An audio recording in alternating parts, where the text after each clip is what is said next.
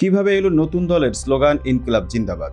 ইনকিলাব জিন্দাবাদ স্লোগানটি নতুন রাজনৈতিক দল জাতীয় নাগরিক পার্টির আত্মপ্রকাশ অনুষ্ঠানে দিতে দেখা যায়। দলের শীর্ষ নেতারাও বক্তব্যের সময় অনেকে ইনকিলাব জিন্দাবাদ স্লোগানটি ব্যবহার করেন। গত 28 ফেব্রুয়ারি নতুন দলের আত্মপ্রকাশ অনুষ্ঠানে একই স্লোগান অনেক নেতা ব্যবহার করায় কৌতূহল তৈরি হয়েছে যে স্লোগানটি কি জাতীয় নাগরিক পার্টি দলীয় স্লোগান হিসেবে গ্রহণ করেছে। ইনকিলাব জিন্দাবাদ স্লোগানটি কোথা থেকে এলো? ভারতীয় পত্রিকা ইন্ডিয়ান এক্সপ্রেসে এক লেখায় উল্লেখ রয়েছে 1921 সালে মাওলানা হযরত মোহানি প্রথম স্লোগানটি ব্যবহার করেন। এরপরে এই স্লোগান ঠাঁই করে নেয় উপনিবেশ বিরোধী সশস্ত্র সংগ্রামের নেতা ভগৎ সিং এর কণ্ঠেও। নানা পরিচয়ে পরিচিত ছিলেন হযরত মোহানি। উর্দু ভাষার এক কবি ছিলেন, শ্রমিক নেতা ছিলেন, ভারতীয় কমিউনিস্ট পার্টির প্রতিষ্ঠাতা সদস্য। হযরত মোহানি ভারতের উত্তরপ্রদেশের উন্নাও জেলার মোহন নামের একটি শহরে জন্মগ্রহণ করেন। ইরফান হাবিব লিখেছেন, জন্মের পর হযরত মোহানির নাম রাখা হয় ফজলুল হাসান।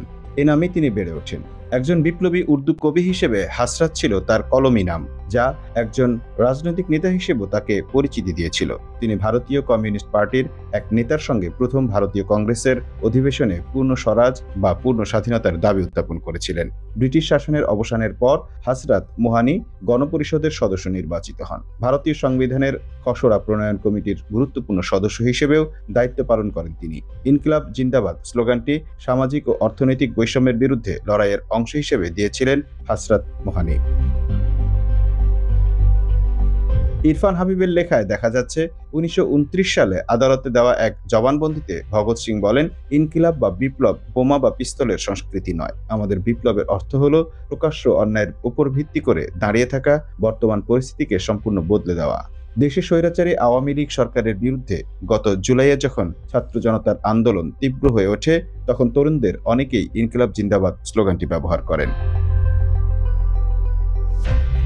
জানতে চাইলে জাতীয় নাগরিক পার্টির জ্যেষ্ঠ যুগ্ম আহ্বায়ক আরিফুল ইসলাম আদিব বলেন, এটি জাতীয় নাগরিক পার্টির দলীয় স্লোগান নয়। যেহেতু জুলাই গণ অভ্যুত্থানের পর থেকে ইনকিলাব জিন্দাবাদ স্লোগানটি বেশ আলোচিত ছিল, তারই ধারাবাহিকতায় এখনো আমরা এই স্লোগানটি বিভিন্ন কর্মসূচিতে ব্যবহার করছি। আমাদের দলীয় স্লোগান ও মূলনীতি এখনো চূড়ান্ত হয়নি। আপাতত আত্মপ্রকাশ, কমিটি প্রকাশ আর ঘোষণাপত্র হয়েছে। বাকি বিষয়গুলো সামনে চূড়ান্ত করা হবে, বলেন তিনি। Mamun Mahfuz, time news desk.